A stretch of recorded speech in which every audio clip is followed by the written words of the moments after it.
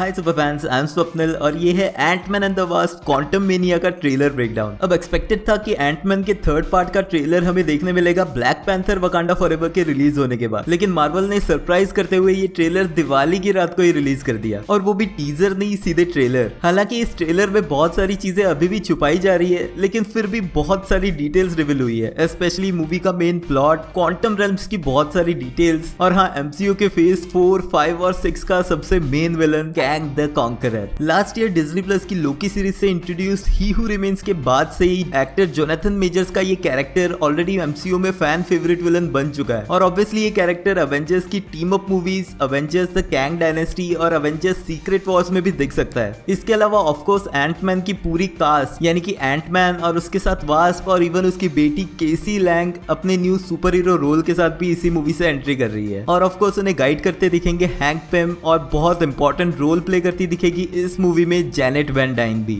अब interestingly Disney की D23 expo में जो Ant-Man and the Wasp Quantumania का ट्रेलर वहां मौजूद ऑडियंस को दिखाया गया था, वो इस ट्रेलर से कुछ अलग था, यानी कि इस ट्रेलर के अलावा भी उसमें कुछ एडिशनल डिटेल्स थी जो मैं इस वीडियो के एंड में डिस्कस करूंगा। तो without wasting any more time, let's begin the trailer breakdown. I used to ask myself a lot of questions. Scott, you're at ex-con. How are you an Avenger? That doesn't make sense.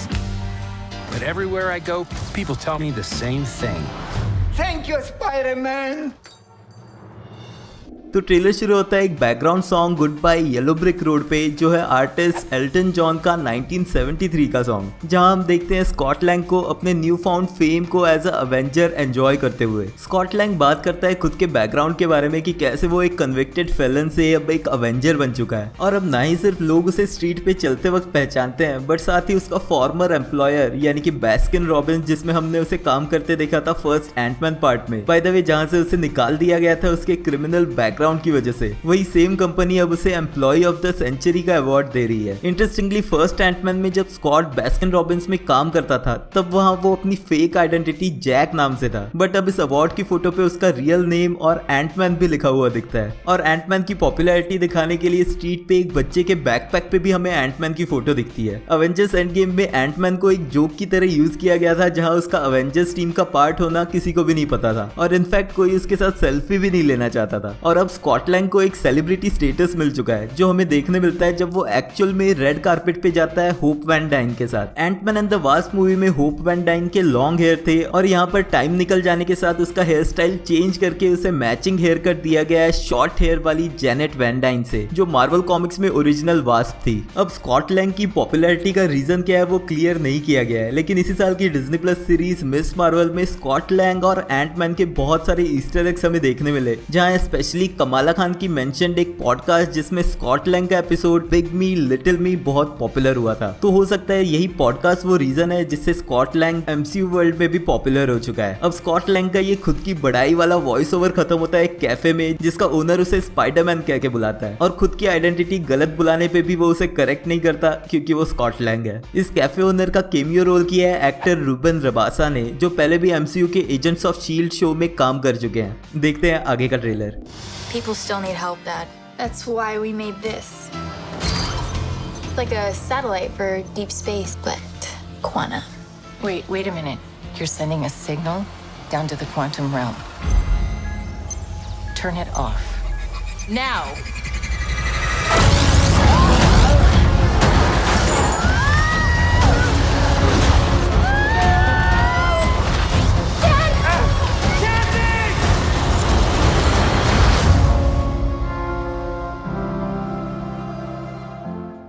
हमें दिखता है hang Pym का घर, जिसे हम Ant-Man के पिछले parts में देख चुके हैं। ये वही घर है जहां स्कॉट लैंग चोरी करने के लिए फर्स्ट टाइम घुसा था, और वहीं से उसे मिला था एंटमैन का सूट। यहाँ पर इंट्रोड्यूस होती है स्कॉट लैंग की बेटी केसी लैंग, जो अपनी फैमिली के सभी मेंबर्स को इकट्ठा करती है अपने लैब में कुछ दिखाने के लिए। अब केसी लैंग को हम फर्स्ट एंटमैन के पार्ट से ही देखते आए हैं, बट क्योंकि अवेंजर्स एंड गेम में 5 साल का टाइम निकल चुका था, इसलिए एंटमैन वाली एक्ट्रेस को चेंज कर दिया गया था एक न्यू एक्ट्रेस में। लेकिन अब एक लंबे समय के बाद एमसीयू में किसी कैरेक्टर को रिकास्ट किया गया है, और यहाँ अवेंजर्स एंड गेम में दिखी एमा फर्मन की जगह कैथरीन न्यूटन को केसी लैंग के रूप में कास्ट किया गया है। अब ऑफ कोर्स मार्वल कॉमिक्स में केसी लैंग आगे चल के एक सुपर हीरो स्टेचर के नाम से फेमस होती है, जहां उसकी पावर्स मैच करती है एंटमैन से ही, और मोस्ट प्रोबब्ली एमसीयू के फ्यूचर में भी वही होता हुआ दिखेगा। अब इस लैब में स्कॉट, होप, हैंक और जेनेट सभी इकट्ठे होते हैं केसी के इस न्यू इन्वेंशन को देखने के लिए, जो है एक 2-वे रेडियो क्वांटम रेल्म के लिए। अब जैसे ही जेनेट को ये पता चलता है कि ये रेडियो क्वांटम रेल्म में सिग्नल सेंड कर रहा है, तो उसे टर्न ऑफ करने के लिए कहती है, लेकिन तब तक लेट हो चुका होता है और जहां भी ये सिग्नल गया है वो उन्हें क्वांटम रेल्म में खींच लेता है। अब केसी के डायलॉग से हमें ये पता लगता है कि ये रेडियो उसने अकेले नहीं बनाया, यानी कि जिसने भी उसे ये रेडियो बनाने के लिए हेल्प की है वो जो भी है उसे क्वांटम रेल्म के बारे में बहुत नॉलेज होगा, क्योंकि केसी की इस मशीन को पावर करता है एक ब्लू कलर का ऑर्ब जैसा दिखने वाला पावर सोर्स, और ट्रेलर के क्वांटम रेल्म के आगे दिखने वाले सभी सीन्स में इसी तरह के पावर सोर्स हमें दिखते हैं कैंग की मशीन्स को भी पावर करते हुए। तो हो सकता है कि केसी के थ्रू ये डिवाइस बनाने के पीछे भी कैंग का ही हाथ हो। अब इसी पावर सोर्स की वजह से सभी क्वांटम रेल्म में खींच लिए जाते हैं सिवाय स्कॉट लैंग के, लेकिन जब वो देखता है कि केसी भी चली गई है क्वांटम रेल्म में, तो वो खुद हाथ छोड़ के चला जाता है उसी के पीछे, जिसके बाद रिवील होता है मार्वल स्टूडियोज का लोगो। देखते हैं आगे का ट्रेलर।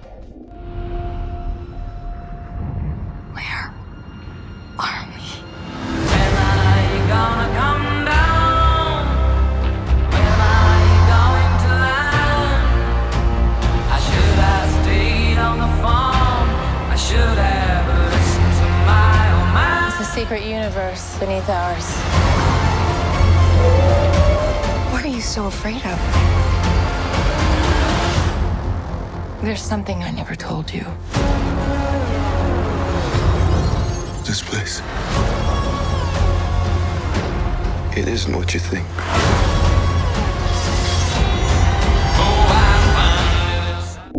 अब यहाँ हमें पता चलता है कि क्वांटम रेल्म के बारे में जितना कुछ हमने एंटमैन एंड द वास्प और इवन अवेंजर्स एंड गेम में देखा है वो कुछ भी नहीं था। एंटमैन एंड द वास्प में जब जेनेट को बचाने के लिए हैंक पिम जाता है क्वांटम रेल्म में, तो वहां पर हमें सिर्फ दिखाए गए थे कुछ माइक्रोस्कोपिक बैक्टीरियाज और बहुत सारी उबड़ खाबड़ सरफेसेस, लेकिन यहाँ पर हमें देखने मिलता है एक पूरी सिविलाइजेशन। यहाँ पर हमें कई तरह के प्लांट्स, फ्यूचरिस्टिक सिटीज और स्पेसशिप्स और बहुत सारे क्वांटम रेल्म में रहने वाले लोग दिखते हैं अपने अजीबोगरीब रूप और आउटफिट्स में। अब नोटिस करने वाली बात है कि जेनेट वैन डाइन ऑलरेडी उन्हें वार्न कर रही होती है वो डिवाइस शट डाउन करने के लिए। एंटमैन एंड द वास्प की इवेंट्स के दौरान जेनेट वैन डाइन को क्वांटम रेल्म से निकालने से पहले कई साल जेनेट वहीं पर फंसी हुई थी, और जिस तरह का रिएक्शन जेनेट का यहाँ दिखता है उसे ऑलरेडी पता है क्वांटम रेल्म में एग्जिस्टिंग थ्रेट यानी कि कैंग के बारे में भी, ऑब्वियसली जिसके बारे में और डिटेल्स हमें मूवी के थ्रू ही पता चलेंगी। अब जो ये बहुत सारे अजीबोगरीब क्रिएचर्स हमें क्वांटम रेल्म में दिखते हैं वो कॉमिक्स में दिखे माइक्रोनॉट्स या फिर एनेक्रोनॉट्स हो सकते हैं, बट मोस्ट प्रोबब्ली यहाँ पर कुछ और ही दिखाया जा सकता है क्योंकि एमसीयू एग्जैक्ट कॉमिक्स वाली टर्म शायद ना यूज करे। अब इन सभी में से ये एक कैरेक्टर कॉमिक्स के मोडॉक से काफी क्लोज दिखता है, लेकिन मुझे नहीं लगता कि ये मोडॉक है। रूमर्स के हिसाब से विलन कैंग के साथ हमें देखने मिलेगा मोडॉक भी, और मोडॉक का इस मूवी में एक इंपॉर्टेंट रोल होने वाला है, और हो सकता है कि उसी कैरेक्टर को अभी भी ट्रेलर से छुपाया जा रहा है। इनफैक्ट कैंग जो चीज स्कॉट लैंग को वापस लाने के लिए कह रहा है वो हो सकती है मोडॉक के पास ही, बट फिलहाल के लिए वो मिस्ट्री ही है। अब फाइनली जेनेट एक सीक्रेट रिवील करती है और मेंशन करती है कि हमारे यूनिवर्स के नीचे ही एक और सीक्रेट यूनिवर्स एग्जिस्ट करता है, और हमें सुनने मिलती है वॉइस ओवर में कैंग की आवाज जो ये कहता है कि क्वांटम रेल्म वो नहीं है जो हम सोचते हैं। अब कैंग के एक वेरिएंट ही हू रिमेन्स का फर्स्ट अपीयरेंस पिछले साल लोकी के सीजन 1 में हो चुका है, और ही हू रिमेन्स की वजह से हमें ये भी पता है कि उसके बाकी वेरिएंट्स बहुत ही रूथलेस है, और सीजन 1 के फिनाले एपिसोड में लोकी की वेरिएंट सिल्वी ही हू रिमेन्स को मार देती है, जिसके बाद रिलीज हो चुके हैं मल्टीपल वेरिएंट्स मल्टीवर्सल वॉर करने के लिए फिर से। और फाइनली हमें फर्स्ट लुक देखने मिलता है कैंग द कॉन्करर का, जो एमसीयू में थैनोस के बाद नेक्स्ट मेजर विलन है। मार्वल कॉमिक्स में 1964 की द अवेंजर्स इशू 8 में नथानियल रिचर्ड्स नाम से इंट्रोड्यूस किया गया था first Kang the conqueror character को, जो एग्जिस्ट करता था 30th सेंचुरी फ्यूचर से, लेकिन वो टाइम जंप करके वापस आया अवेंजर्स और फैंटास्टिक फोर से फाइट करने। अब कॉमिक्स में कैंग की बहुत सारी स्टोरी लाइन्स रह चुकी है, जहां पर अवेंजर्स फॉरएवर मिनी सीरीज और कैंग डायनेस्टी क्रॉसओवर बहुत ही पॉपुलर है। इसके अलावा उसकी इन्वॉल्वमेंट यंग अवेंजर्स और अनकैनी अवेंजर्स में भी रही है। अब मार्वल कॉमिक्स में कैंग बहुत ही कॉम्प्लिकेटेड कैरेक्टर है और उसके कई different variants multiple comic series के थ्रू एग्जिस्ट करते हैं, but popularly Kang the conqueror और उसी का एक और सुपर विलन जो एग्जिस्ट करता है इमॉर्टस नाम से, तो वहीं उसका एक और वेरिएंट और टाइम ट्रेवल के थ्रू उसका यंगर सेल्फ एक सुपर हीरो के रूप में यंग अवेंजर्स टीम का भी पार्ट रहा है। जब जेनेट मेंशन करती है इस सीक्रेट यूनिवर्स के बारे में, तब हमें दिखाया जाता आता है एक मिस्टीरियस डिवाइस जो पावर्ड है एक ऑर्ब से।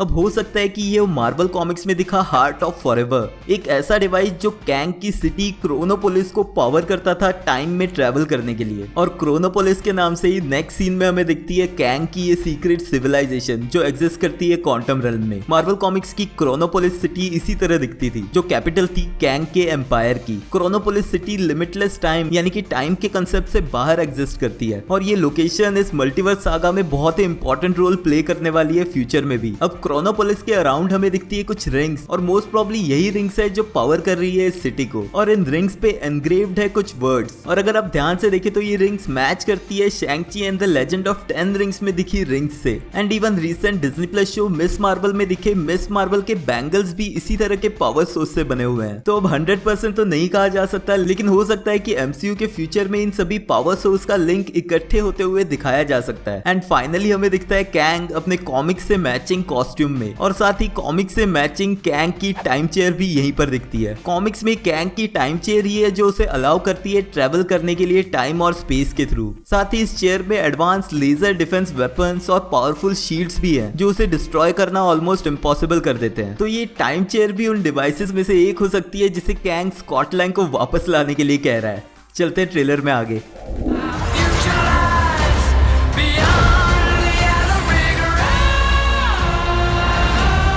I can get you home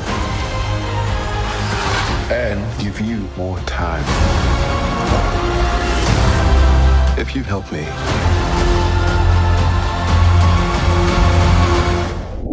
अब जैसे कि मैंने पहले कहा था, जेनेट वैन डाइन ने क्वांटम रेल्म से रिलेटेड बहुत सारे सीक्रेट सभी से छुपा के रखे हैं। Even though Avengers end game के बाद एंटमैन फैमिली को शायद उतना टाइम ना मिला हो सारी डिटेल्स डिस्कस करने के लिए, लेकिन यहाँ पर बहुत सारी हिडन चीजें हैं जो जेनेट ने किसी के साथ भी शेयर नहीं की है। क्वांटम रेल्म में हम उसे देखते हैं एक मिस्ट्री डोर ओपन करते हुए जहाँ से वो एंटर होते हैं एक बार में, जहाँ हमें दिखते हैं और भी कई अलग अलग तरह के क्रिएचर्स, जिनमें से कुछ उसे ऐसे लुक दे रहे हैं जैसे वो उसे पास से जानते हैं। और यहीं पर इंट्रोड्यूस होता है एक्टर बिली मरी का मिस्टीरियस कैरेक्टर। अब रूमर्स के हिसाब से ये हो सकता है मार्वल कॉमिक्स का क्राइलर। मार्वल कॉमिक्स की द इनक्रेडिबल हल्क सीरीज में माइक्रोवर्स के एक मिनिएचर प्लेनेट काय पे दिखा क्राइलर एक वॉरलॉर्ड है, बट वो इतना पॉपुलर मार्वल विलन नहीं रहा है। तो अगेन ये 100% कंफर्म नहीं कहा जा सकता कि ये क्राइलर ही होगा। अब अगले कुछ सीन्स में एंटमैन हमें दिखता है जायंट मैन फॉर्म में, जहां वो सराउंडेड है कैंग की एडवांस्ड आर्मी स्पेसशिप से। इनके अलावा एक सीन में जेनेट हमें दिखती है अकेले, जहां उस पे अटैक कर रहा है एक क्वांटम रेल्म का क्रिएचर। अब हो सकता है कि ये सीन हो पास्ट का, जहां first time Janet quantum realm में फंसी थी एंड मे बी कैंग ही वो था जिसने उसे पास्ट में इस सिचुएशन से बचाया था, जो रीजन बना जेनेट का कैंग के लिए काम करने का। और मे बी जेनेट ही है जिसने कैंग के लिए कुछ ऐसा डिवाइस बनाया था जिससे कैंग और स्ट्रॉन्ग और पावरफुल हो गया था। But Ant-Man and the Wasp की इवेंट्स के दौरान जब जेनेट स्कॉट लैंग से कांटेक्ट करती है उसके ड्रीम्स के थ्रू, शायद उससे पहले ही जेनेट ने वो डिवाइस डिस्ट्रॉय कर दिया या फिर छुपा दिया है, जिसके लिए अब कैंग हेल्प मांग रहा है एंटमैन की वो डिवाइस वापस लाने के लिए। अब नेक्स्ट के कुछ मिली सेकेंड्स के फ्रेम में हमें स्कॉट लैंग भागते हुए दिखता है, जहां जायंट मैन और मल्टीपल एंटमैन उसी के आगे पीछे भागते दिखते हैं। सो क्या ये कैंग के टाइम ट्रेवलिंग अटैक्स का सीन है, जहां पर वो स्कॉट पे एक ही साथ मल्टीपल टाइम ड्यूरेशंस में अटैक करते हुए दिखेगा? क्योंकि इसी के नेक्स्ट सीन में हमें स्कॉट बुरी तरह से इंजर्ड दिखता है और ट्रेलर के बिल्कुल लास्ट के सीन में हमें दिखती है केसी लैंग भी सूटेड अप, यानी कि अपने पर्पल क्वांटम सूट के साथ वो भी कॉमिक बुक स्टाइल में ही स्टेचर या फिर स्टिंगर का रोल प्ले करते हुए दिखेगी MCU में भी। और अगर ऐसा होता है तो मार्वल कॉमिक्स की तरह मार्वल सिनेमैटिक यूनिवर्स के यंग अवेंजर्स टीम का एक और मेंबर ज्वाइन करता हुआ दिखेगा। देखते हैं लास्ट का scene. So, what's it gonna be? Ant-Man.